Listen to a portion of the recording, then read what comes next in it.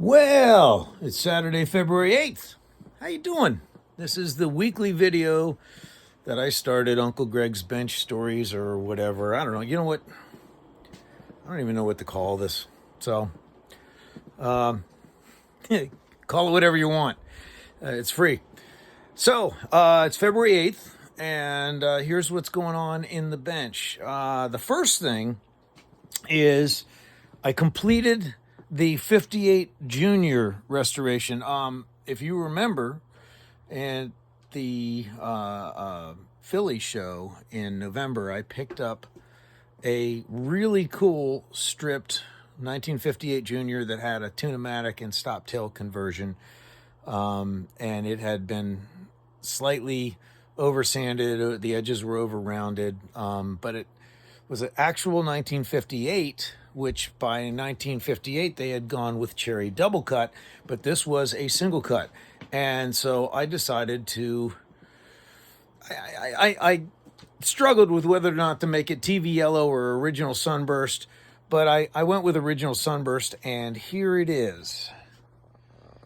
And you can see, I don't know how well the camera will get this. I have to redo the screen print that says Les Paul Jr. model, or Les Paul Jr.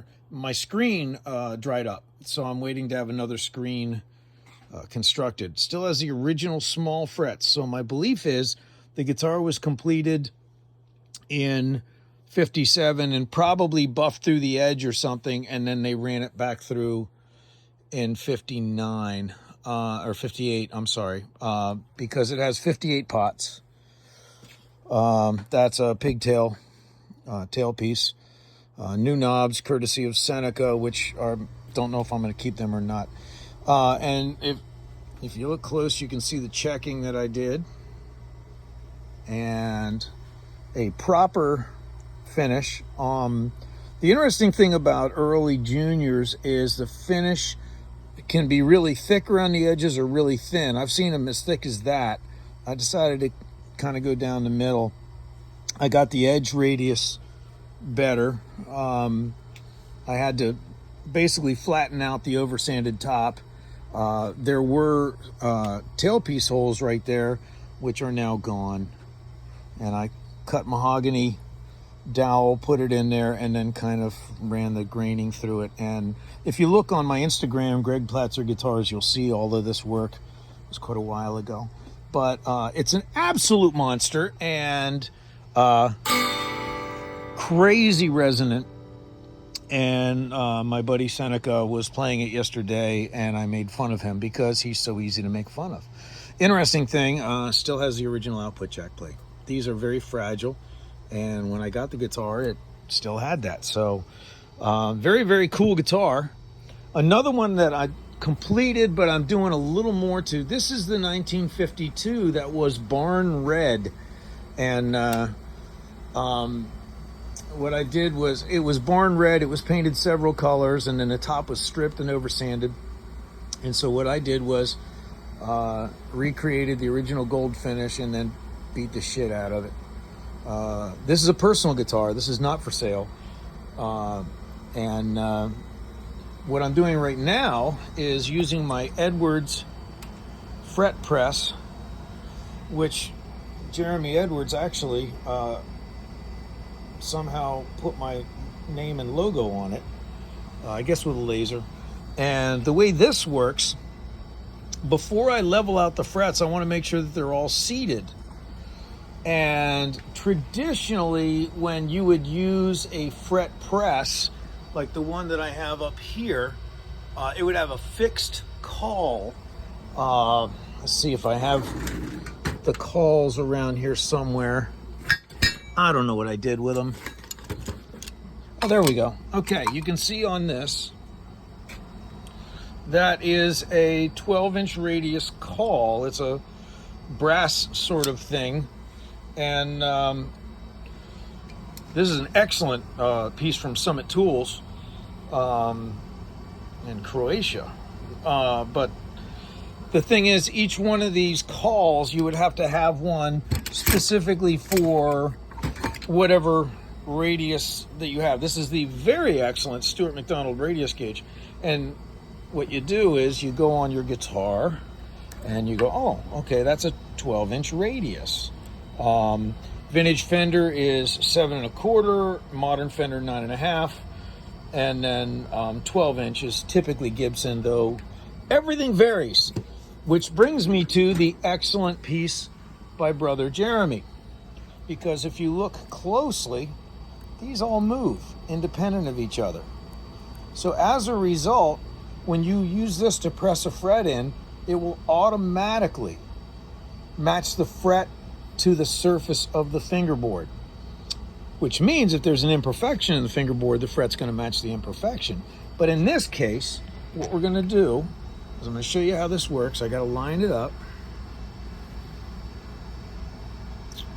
And let me get this just right. Okay, and you can see that it's pressing right down on the fret. It's hard to do this with one hand. And so I'm making sure that the fret perfectly matches the fretboard radius. Beautifully done by Mr. Jeremy Edwards.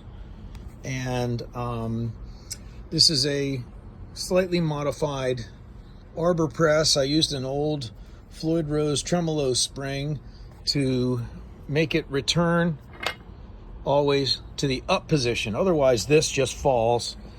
And there's a couple other things I'm going to do. This is the 54 that was painted black and had 2 humbuckers. It was a mess, and it's also waiting for the headstock screen that is damaged. And then this is for my buddy Michael. He loves the mid-60s Pete Townsend SG Special stuff, so I built him one. And I got it almost all done. I have to make another pick guard for it. And you can see the checking, the antiquing on there, possibly. So that's going to be a cool guitar. That's made out of Carina, so it weighs about negative 12 pounds. Oh, let's see what else. The Clear Walnut SG is still hanging there collecting dust. I'll get to it soon. And the Carina V is back there collecting dust, and the Dixie Chicks guitar is back there collecting dust. And I'll show you something else. We'll go this way. You're getting the tour of the house. Over in the studio, what is this?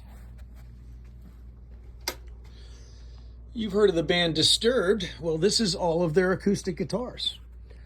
What happened was they got put in a non-temperature controlled hold in a cargo airplane coming back from Dubai. And tailors, when you put them in negative temperatures, they explode. So I have to figure out which ones are savable and fix them, and which ones are going to be smashers on stage. And then also, you can see this. These are the Hendrick guitars, Hendrick generators. And I was out at the NAMM show with Kurt Hendrick, who's a fine man in spite of himself, and he makes a hell of a guitar. In fact, wait till you see this one. These are cool. And if you don't agree with my idea of cool, I'm fine with it. But I think these are cool. And look at that. This one is actually one of 3 or 4, I can't remember, made for Joe Perry of Aerosmith. And I'm jealous because he got a reverse headstock and I did not, but Kurt's going to make me some reverse headstocks. Friggin' cool, huh? So we put a sold tag on it out at NAMM so that people would not try to buy it. In fact, while I'm at it, I'll show you another amazing one. Oh, look at the top on that. Ooh, that's my DGT. All right, here we go. Oh, yeah. Zebra wood. Isn't that gorgeous? This is sold. Brother Dave, Honduras mahogany. This is just amazing. These guitars are crazy. Crazy. And they're all one of a kind, handmade, because there is no production line yet. So, kind of neat. So, things are very interesting. On the 21st, I have my first gig with the Stevie Nicks tribute band, Nicks in Time, and I'm really looking forward to that. We're playing the Allen Theater in Annville, Pennsylvania. And everybody in the band is good at what they do, except for me. I'm terrible. And Kat, the lead singer, is just terrific. And hey, Dan, there's yours, so you can quit asking me what's going on, because there it is. So soon. So I'm really looking forward to what's going on, just getting through this doldrum part of the winter time. I can't wait till I can sit on the front porch with acoustic guitars and play and get honked at. And I really can't wait to go riding without 17 layers of leather and cotton. But things are getting better. This is basically today's shop report, Uncle Greg's shop report, Uncle Greg. You guys name it. You tell me what you want me to call this thing, and we'll go from there. So everybody have a great week. God bless you all, and be kind to each other. And if you do any sort of fret work, Jeremy Edwards makes the coolest thing in the world.